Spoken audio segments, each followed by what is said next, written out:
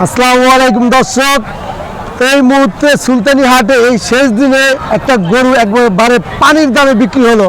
দর্শক, আমি আপনাদেরকে জানাবো এই আমার পিছনে যে গরুটা, এই গরুটা কত টাকা বিক্রি হলো।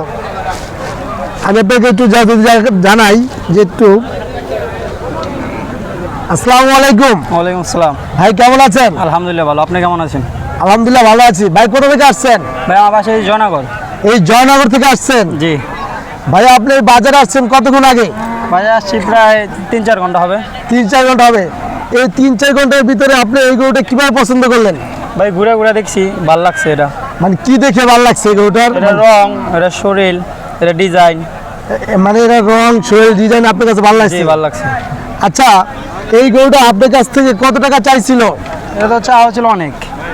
অনেক? কত টাকা চাইছিল ভাই? 5 লাখ? চাওয়া হলে ছিল 3.5 লাখ। 3.5 লাখ? কত টাকা দিয়ে নিলেন এই গরুটা? 230। 230? জি দর্শক, আপনাদেরকে যদি একটু আমি গরুটা দেখাই, 230,000 টাকায় যে গরুটা নিচে, অনেক সুন্দর একটা গরু। এই গরুটা আমরা এতদিন যে বাজার দেখছি, যে বাজারের দাম ছিল, সেই বাজারে এই গরুটার দাম ছিল 3 লাখ, 3.5 লাখের মতো এরকম এই গরুর দাম চলছে।